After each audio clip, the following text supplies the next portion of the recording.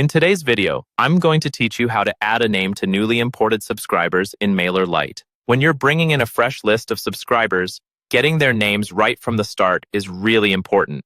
It lets you personalize your emails with things like "Hi John" instead of just "Hi there," which usually leads to better engagement and a more professional feel. The best time to make sure those names are set up correctly is during the actual import process, so that's exactly what we'll walk through together. First, you'll want to prepare your file before you ever upload it to Mailerlite.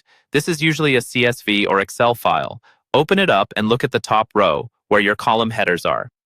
Make sure you have a clear column for the name. Ideally, you'll have separate columns labeled something like first name and last name. If your file just has a single name column with the full name, that's okay too. But separating first and last names now will give you more flexibility later when you want to personalize emails. Take a moment to clean up any messy data, fix obvious typos, remove extra spaces, and make sure each subscriber's name is in the correct column. This quick cleanup step will save you from headaches once your list is inside Mailerlite. Next, head into your Mailerlite account and go to the Subscribers section. From there, click on Add Subscribers. Mailerlite will ask how you want to bring your list in. You can upload a CSV file directly, or you can copy and paste your data if that's easier for you.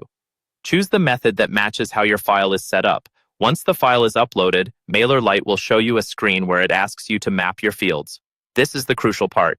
You'll see each column from your file on one side and Mailerlite fields on the other. Find the column that contains your subscribers' first names and match that to the name or first name field in Mailerlite. Then, do the same with your last name column, mapping it to the last name field. Double-check that each column is correctly matched because this is what controls how Mailerlite stores and uses that information later in your campaigns. When everything looks good, click Finish Import. Mailerlite will process your file and add your subscribers, this time with their names correctly attached.